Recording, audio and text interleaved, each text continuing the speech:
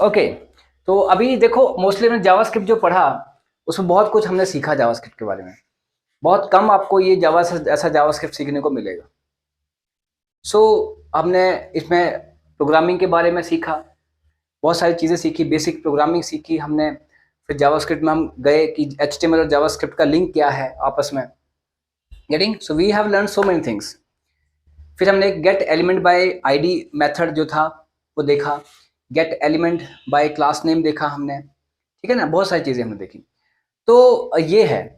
अ, अब gate elements bye एक ID था जैसे, तो एक हमने नेम भी किया था, तो एक क्लास नेम भी होता है। मान लो आपने यहाँ पर कोई टैग्स दिए, जैसे मान लो यहाँ पर आपने कोई पी टैग दिया और पी को एक एट्रीब्यूट दिया क्लास, और क्लास दिया आपने पैरा, ठीक है। फिर एक और पी दे दिया, या पी नहीं दिया तो h1 दे दिया आपने, इसको भी क्लास दे दी, क्योंकि class is use for what, group. आपने दिया हेडिंग, ऐसे दे दिया कुछ भी। तो ऐसे एक और आपने h2 लिया या p ही ले लिया दोबारा से, उसको भी क्लास दे दिया आपने। सॉरी, क्लास आपको सेम ही देनी पड़ेगी। जैसे मान लो अगर सी क्लास हमने पैरा दी है, थोड़ा अच्छा नाम लेना तो अच्छा नाम आप ले सकते हैं, जैसे कि माई क्लास। फिर यहाँ पे भी माई क्लास आएगी, और यहाँ पे भी इसकी क्लास भी माई क्लास आएगी, ये आएगी। अब क्या करोगे जब जावास्क्रिप्ट में जाओगे, बाकी आपको सब कुछ पता है कि क्या करना है क्या नहीं, बटन बनेगा, ऑन क्लिक करेंगे सब कुछ। What I am going to tell you is just what only, that is what document dot D for document dot get elements. जैसे बाय नेम किया था तो वैसे क्लास नेम भी होगा, तो क्या लिख लो यहाँ पे क्लास नेम, और यहाँ पे क्लास का नाम लिख दो, क्या लिखो माई क्लास। तो आपको जिस बच्चे ने अगर ढंग से पढ़ा होगा, जिसको याद होगा कि एक गेट एलिमेंट्स बाय नेम हमने किया था, तो इन दिस केस इसमें भी ये क्या करेगा, जो gate elements bye class name है वो भी क्या करेगा, रिटर्न करेगा एरे। इवन की कल को, अब मान लो जैसे एक पी टैग है, एक और पी टैग हो गया, एक और पी टैग हो गया, एक और पी टैग, एक और, है ना। तो आप यहाँ पे क्या करोगे, document dot get elements bye tag name भी हो सकता है, और टैग नेम ही लिख दिया आपने बीच में, कौन सा टैग लिख दिया, पी टैग, चाहे वो इनपुट टैग है। ये भी क्या करेगा, it will also written an array. Gate element by ID के अलावा gate elements by name, gate elements bye class name, gate elements bye tag name, ये तीनों के तीनों दे रिटर्न व्हाट, एरे। ये एरे रिटर्न करवाते हैं। तो कई बार हो सकता है आपको क्लास नेम के साथ यूज करना है उनको, कई बार नेम के साथ यूज करना, और कई बार पॉसिबल है कि टैग के नाम के साथ यूज करना पड़े। तो मैंने आपको रास्ते बता दिए, बस आपने क्या करना है। अब क्या होगा, जितने भी पी टैग्स होंगे सारे उसके पास आ जाएंगे, वेरिएबल में डालो var x में, बाकी जो करना है एरे बन जाएगा उसका, बस। So this is basically the miscellaneous things of the JavaScript that I have taught. अब जावास्क्रिप्ट के अंदर एक चीज और भी आती है, ऑब्जेक्ट ओरिएंटेड प्रोग्राम। वो अभी नहीं, वो हम नेक्स्ट लेक्चर में करेंगे, पर उससे पहले आपको you have to be ready in this. ये जो जावास्क्रिप्ट हमने पढ़ा है, इसको आपको पूरा, अगर इतना भी आप जितना हमने पढ़ा है उस पर खूब मेहनत आप करोगे, तो भी आपका बहुत कुछ जो है आपको सीखने को मिलेगा। आपकी बहुत हद तक जो प्रोग्रामिंग है और कुछ डाउट्स हैं वो क्लियर हो जाएंगे।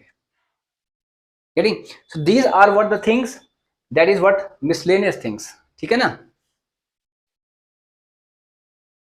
ठीक है, सो मैं ये नहीं कहता कि जावास्क्रिप्ट हमने पूरा कर लिया, but we have done the JavaScript, that is foundation, जिसको सीख करके आप जितना भी आगे जावास्क्रिप्ट में चीजें हों वो सारी सीख सकते हैं। एक चीज और है इसमें बताने वाली, that is what, that is the thing, कि देखो अभी तक आपने क्या किया, आप स्क्रिप्ट टैग कहाँ लगाते हैं, इसी के अंदर, जो आपका अपना डॉट एचटीएमएल पेज है, और फंक्शन भी कहाँ बनाते हैं, उसी के अंदर। गेटिंग, और ऑन क्लिक करके, जैसे सपोज आप चाहते हो कि एक आपका बॉडी टैग है, और बॉडी टैग के अंदर आपका एक पी टैग है, या सपोज बटन टैग है, आपने किया input type is equal to button, ये किया आपने, और आपने किया यहाँ पे वैल्यू इज इक्वल टू क्या लिखा आपने, क्लिक, एंड ऑन क्लिक आपने मान लो शो फंक्शन को कॉल लगा दी, जो कि हमने फर्स्ट डे किया था। और आपको पता उसका बॉडी टैग मैंने बंद कर दिया और नीचे एचटीएमएल बंद कर दिया। एंड आप फंक्शन कहाँ बनाते थे, यहाँ पर, इसी पेज में, मान लो इसका पेज का नाम रख दिया आपने फर्स्ट डॉट एचटीएमएल, वहां पे आप बनाते थे। आज हम बोल रहे भैया नहीं, हम जो फंक्शंस हैं वो इस पेज में नहीं बनाएंगे, हम उनको बाहर बनाएंगे। बाहर कहाँ? एचटीएमएल पेज से बाहर, दूसरे पेज में। इसको बोलेंगे एक्सटर्नल जावास्क्रिप्ट। आपको याद होगा जिन बच्चों ने सीएसएस की होगी तो क्या कहते थे? एक्सटर्नल सीएसएस, जिसका फायदा क्या होता है कि एक बार बना के रख लो प्रॉपर्टीज, फिर जहां भी यूज करना चाहते हो उन प्रॉपर्टीज को उस वहां लिंक कर लो। So in the same case external JavaScript भी होता है। तो ये समझ लो, एक तो हमारा पेज बना ये वाला, ऊपर मैं ये पेज नहीं बना रहा हूं, दूसरा पेज बना रहा हूं, ठीक है ना। तो मान लो यहाँ पे ले लिया मैंने external, you can give any name to this page, पर इसकी जो एक्सटेंशन होगी वो क्या होगी? .js, क्योंकि हमने सीखा है कि जब भी ब्राउजर जिस पेज को रीड करता है डायरेक्टली वो .html पेज होता है। तो अब इसको भी लिंक करना पड़ेगा ताकि आप यहाँ पे यूज कर सकें सब इसको।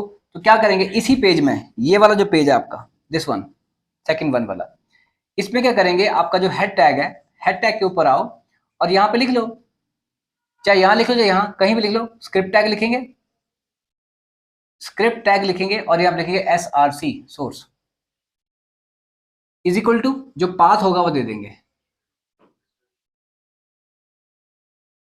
ओके, ये दे देंगे, बस उसका स्क्रिप्ट टैग बंद कर देंगे। और ये जो है यहां पर कोई, जब आप एक्सटर्नल डॉट जेएस पे फंक्शंस बनाओगे तो यहां पे कोई भी स्क्रिप्ट टैग लगाने की जरूरत नहीं है। जैसे आपको याद होगा सीएसएस में जब आप इंटरनल सीएसएस लिखते हो तो ऊपर टॉप पे आप स्टाइल टैग लगाते हो, पर जब आप एक्सटर्नल सीएसएस में जाते हो तो कोई भी टैग नहीं लगाते। ऐसे यहां पर भी आपने जब यहां पर एक्सटर्नल जावास्क्रिप्ट में कुछ लिखना है, जो हमारा दूसरा पेज है, तो उसमें सीधा फंक्शन बना दोगे आप, फंक्शन शो, और जो भी फंक्शन के अंदर लिखना है वो लिख देंगे आप, पर कोई भी यहां पर टैग नहीं आएगा। और एक फंक्शन नहीं, ऐसे 50 फंक्शन बना दो, 10 बना दो, 1000 बना दो इस फाइल के अंदर। फिर क्या करोगे, बस उसको लिंक करोगे। अब जैसे ही आप क्लिक करोगे शो पे तो फंक्शन वो दूसरे पेज से कॉल हो जाएगा। अब इसका फायदा क्या है कि एक बार हमने फंक्शंस बना के रख लिए, अब कल को जिस भी पेज पे यूज करने होंगे उनको हम वहां पर लिंक कर लेंगे। This is your external JavaScript. तो मतलब जो भी अभी तक आपने काम किया, फंक्शंस बनाए, कुछ भी किया, वो सब का सब एक्सटर्नल जावास्क्रिप्ट से हो सकता है। मतलब आपका होमवर्क है ये कि आपने क्या करना है, आज तक जितने भी फंक्शंस किए हैं, कुछ भी किया है, जितने फंक्शन बनाए उन सबको एक ही पेज में डाल दो .js में, और फिर जब जिसकी जरूरत हो उस प्रोग्राम पे उसको कॉल लगा लो। फाइल एक इंक्लूड होगी सिर्फ, ठीक है ना। और कई बार अगर आपको लगता है कि ऐसा पॉसिबल है कि एक फंक्शन तो आपने बाहर से बुलाना है और एक फंक्शन आपने अंदर यूज करना है इसका खुद का बनाया हुआ, तो आपने जहां सोर्स लिया हुआ ना उस स्क्रिप्ट टैग में नहीं लिखना है वो, फिर एक और स्क्रिप्ट टैग लगाना है, उसमें लिखना है आपने वो फंक्शन। और ऐसे देखो, ऐसे हम यहां पर एक नहीं जितने मर्जी स्क्रिप्ट टैग्स लगा सकते हैं। मेरा मन किया कि यहाँ स्क्रिप्ट मैंने शुरू किया, यहाँ बंद कर दिया, फिर नहीं लगाना, फिर HTML स्टार्ट करना है, फिर स्क्रिप्ट शुरू करना है, तो मैंने यहाँ पे लिख लिया। फिर HTML शुरू करना है, फिर स्क्रिप्ट टैग बंद कर दिया, फिर स्क्रिप्ट टैग स्टार्ट करना है, फिर कर लिया।